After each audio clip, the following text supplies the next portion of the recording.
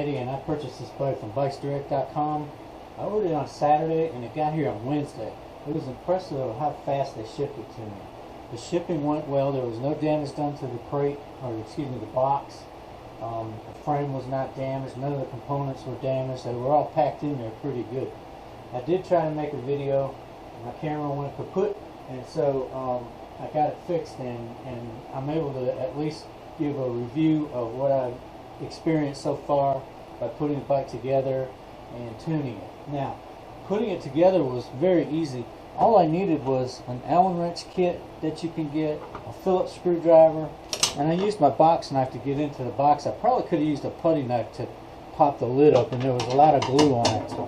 And that was just about it. There was one more tool I used. It was a pedal wrench.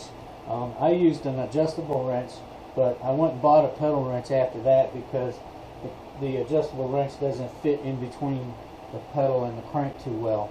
So I went ahead and purchased one, and I found one actually at Walmart for about 10 bucks, and it works perfect. So for you part tool gurus out there, you can also save a little money and get you a Walmart wrench, and it works just fine. The bike has a front suspension on it. It's got travel, great travel, and what you can do is dial it up and down on the strength, and I've tried it a little bit. I did test drive it in my yard a little bit. Didn't get to go too far. What I am impressed with is the way the front suspension has lockout.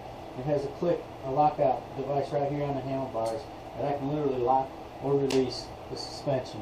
If I wanted to check my fillings in my teeth, I would lock the suspension.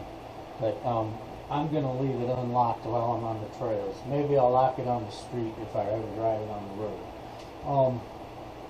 I'm new to mountain biking, so I don't know a whole lot about it. I know I'm going to have to learn about tire pressures and maybe some other adjustments that I need to do. Speaking of adjustments, one of the things I was really impressed with, the derailleurs needed zero adjusting, front and rear. I mean, they clicked on every cog in the back and every ring in the front just perfectly. I was so impressed with this. You know, and the thing I like about it is it's a one-click drop to the high-speed cogs in the back on your shifter, and it's a multiple cog shift on the rear. You can shift as many as 3 cogs at a time.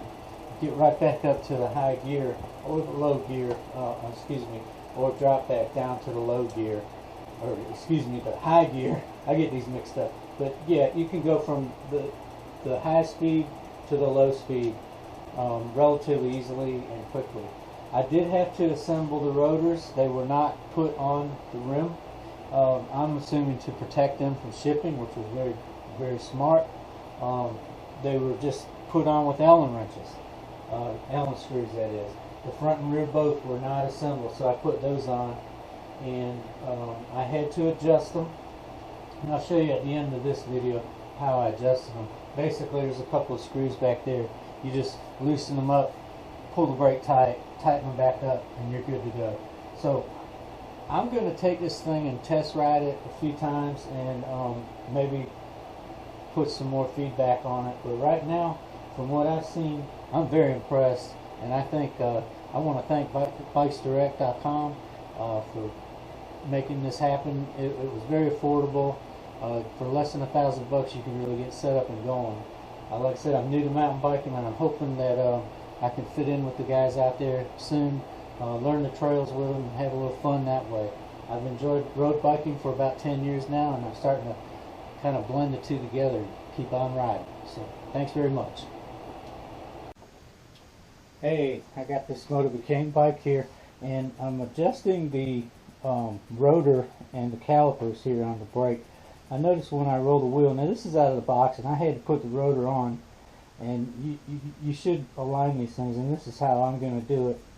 But when I spin this, I hear a very slight scrape from the rotor to the pad. So what I'm going to do is loosen these 2 bolts right here up, and then press or squeeze the brakes from the brake handle, obviously, and then hopefully squeeze them to where they need to be and hold them down.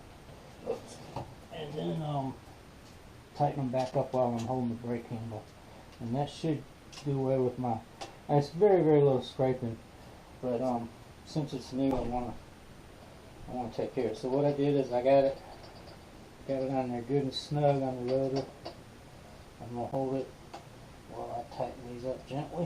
Get that one started. Get this one started. And these are just normal adjustments you'll have to make on any bike, really. We all know that. Any of us who've ridden for a while. Nice little, what they call German type, guten type, good and tight. Let's see how that does. I don't hear anything. That's awesome. This is amazing. Purchasing this bike. I'm really pleased with it.